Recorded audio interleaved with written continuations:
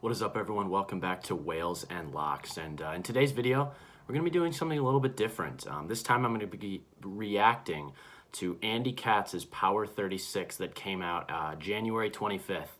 Different type of content here. I'm not getting away from any of the betting, the daily predictions, but I wanted to go ahead and bring you guys these Power 36 rankings and take a look and react to them. So the first thing I want to do is holistically look at what the rankings are showing us here by conference. Take a look at what each of the conferences have done so far. So when we look at the Big Ten, best conference top to bottom in college basketball, they have 7 teams ranked in this Power 36, a legitimate shot at 11 teams to get into the tournament. I do think there will be a time, though, when as time goes on, we'll see teams like Northwestern and Maryland definitely fizzle out. They're not really as good as their record or even what some of the rankings would indicate on some of these brackets and stuff. I think the Big Ten probably ends up somewhere around 8 to 9 teams more realistically, but still the best conference in college basketball, and we can see that here in this Power 36 with how many great teams there are inside the top 25. The next conference is definitely the Big 12, another conference that has 7 teams in the Power 36. They have similar depth similar to the Big Ten in terms of number of teams compared to number of spots in their conference. There's really only 2 terrible teams in the Big 12, in Iowa State and Kansas State, and then TCU is also another team that's really not that good. You can see my rant on them in the Kansas TCU prediction video. They've got 7 teams here inside the top 24, so they're set to have a really good run, I think, in the NCAA tournament. They could go 7-0 or 6-1 in the first round of the NCAA tournament, I believe. As you get down to the third best conference, you could argue it's either the SEC or the ACC. I would go with the ACC, but man, this conference has really fallen off in the last 3 years. 3 years ago, back in the day when Notre Dame was good, NC State was good, back when Duke and North Carolina were producing 1 seeds every year, those days seem to be behind us. Maybe that we can get back to that, but as of now, we cannot. This conference definitely looks like a 2-horse race, as we can see with number 8 Virginia here and number 10 Florida State. But those 2 horses are definitely Final Four programs. And I think by the end of it, we will see them definitely making a run. Teams like Louisville, Clemson, Virginia Tech, only Louisville being in the rankings at this point with North Carolina finishing at number 33. Those 3 teams, including North Carolina, really don't have an identity yet. I think they need to figure out what they're going to do in order to compete with conferences like the Big 10 and the Big 12. I do think those 4 teams, if you were to put them in the in the Big 10 or the Big 12, they'd probably show their true colors and end up somewhere around 6 to 8 in the conference as opposed to 3 to 5, which is where these teams have been sitting lately. Now, if we look at the SEC, it's definitely led by Alabama, Tennessee, Missouri. I mean, they've got 4 teams in the Power 36 right now.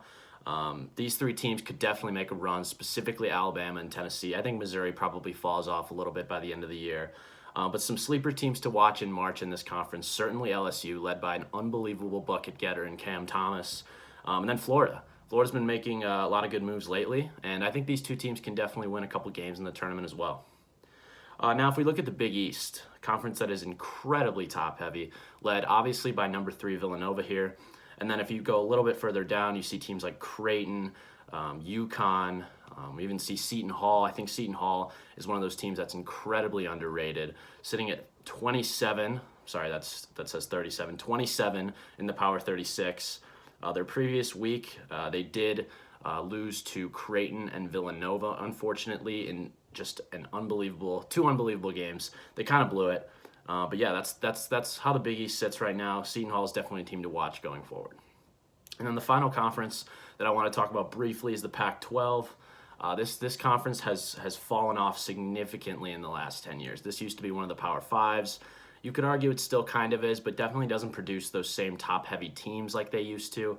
One of the teams that's not in this Power 36 that absolutely shocked me was Colorado. I don't see Colorado in here. I believe they were in this in the previous week, somewhere around 21, and now all of a sudden they're not in the Power 36 just because of a loss to Washington. Granted, a really bad Washington team, but dropping them out of the Power 36 was, I think, a little disrespectful after dominating the rest of the Pac-12 in the previous couple weeks. McKinley Wright on Colorado, an absolute beast, Pac-12 Player of the Year type player. So yeah, that's a holistic look at the Power 36. Now I want to take a look at the rankings themselves. And first, I'll be nice to Andy here. Andy's a good guy. I really enjoy his work. I like watching his weekly Power 36 videos. And I want to take a gander at what I possibly like and what I think he did right in terms of where he may have taken some leaps that I fully agree with. So the first one is being Alabama at number 6. I think that's an incredible call. This team is ridiculous offensively.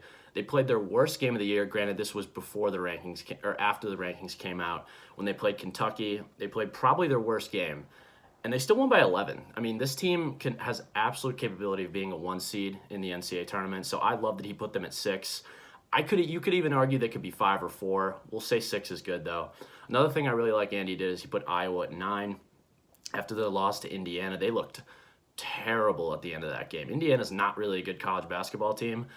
They're definitely the bottom half of the Big Ten. And for Indiana to go in there and beat Iowa, I mean, they looked bad defensively. Iowa is someone that I think is going to be tested in the first couple rounds of the tournament. So I like dropping Iowa to 9 when the AP poll, I believe, dropped them only to 7. The top 2, I have no issues. Gonzaga, Baylor, 2 best teams by far. Everyone else is fighting for 3 through 36 at this point. So if we go a little bit lower now, we see Boise State at 15. I love that he has them this high. Boise State's an incredible team in the Mountain West. They've been dominating. They did just lose to Colorado State by 22. But I love this team offensively. They can really shoot the basketball. And they bring a lot inside. And Boise State's a really good team. They're the best team in the Mountain West. Utah State fights them sometimes for that spot. But this season, Boise State, I love putting them at 15. I think the AP poll needs to consider that going forward. Now, if we look a little bit further, we have Tennessee at 20. I think that's another good move. I think Tennessee, while they probably have Final Four or Elite Eight talent, they have not looked good. They had 2 really bad losses. One was against a good Missouri team, but one was to Florida where they lost by 25 points or something. And then Missouri at home by about 9. So not terrible losses, but definitely when you go 0-2 like that, you probably deserve to drop. And I like that he hit them pretty hard here, dropping them to 20. And then we'll give some love to the bottom here. I think it was a good move to see teams like an undefeated Winthrop and a good Belmont team who I believe is 14-3. Belmont always seems to be making noise in the tournament, and I like that he included them in his Power 36. If we're speaking of mid-major teams, where's Loyola Chicago? We'll say that he put them at 37 because they're another really nice team playing well. But I do like to see those bottom 3 being teams in mid-major situations that may not get the love from the AP ever, but I'm glad he puts them in the Power 36. So naturally, there's going to be some problems I have with Andy Katz's list. I do think it was a good list, but I want to go through some of the issues. First off, Michigan at 7. What's going on here? So the week before, he had them at 6. And then they went out and beat Maryland at home, who I'm not a big fan of, but blew out Maryland. And then went to a hot Purdue team on the road in Mackey, win by 17, and they dropped. So I don't really get that. I think Michigan, you could argue, could even be 3 in this list. If you want to put them at 4, sure.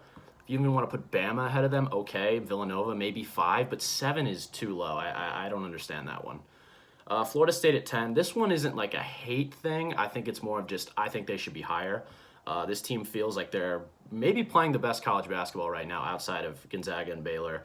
I think they should be somewhere in the top 7, probably put them at 7. They dominated Clemson, Louisville, UNC the previous couple games, and they seem to be dominating their opponents. So I would put Florida State in the top 7 for sure. West Virginia at 18. We look at that here. Why so low? I mean, they lost to Texas at the buzzer, a great Texas team. They could have easily won that game, and then blew out Kansas State by 22. Not a great win, but I mean, why are we dropping them so low? I don't understand that. They didn't have a bad week. I mean, the AP has them at 11. I think they're definitely more of a top 15, top 13 type team, and to see them not get that love was upsetting. Purdue at 25. Purdue, Andy Katz loves Purdue. I don't get it. I personally don't understand the love. I mean, this team is young. This team makes a lot of mistakes. This team against Michigan was bad. They do have good wins, I'll give them that, but they are not a top 25 team in college basketball. I mean, the teams below them, Seton Hall, Louisville, USC, I think are all better than Purdue. All pose a better threat in the NCAA tournament. So I think Purdue is much higher or much too high, I should say. Even Kansas being 24. I mean, they're one spot below Kansas. Are you kidding me? That's... now I just want to look at a couple teams that he has dropped out that I don't think should have. I mentioned this earlier, but Colorado. They were 21, I believe, in his the previous week, and now they dominate and lose a bad game, yes, to Washington, but they drop out of the top 36. I don't stand behind that. And then Virginia Tech. So they lose to Syracuse, and they're out of the top 36. They're still a top 5 team in the ACC right now, tied for third. This team only has 3 losses all season. It's a good team. I get knocking out a team like Clemson after getting destroyed the previous week by 2 teams, but Virginia Tech, I don't stand behind that one. And that's pretty much it. I just wanted to go ahead and react to Andy Katz's Power 36.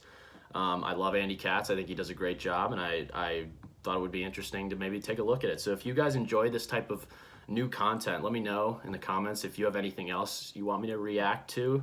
I'd love to branch out. I'm not getting away from game picks and taking a look at those, but I definitely wanted to try something else and see where this takes us. So that won't stop at all, taking a look at game picks. I'll still have that daily, but yeah, let me know what you guys think. More videos soon.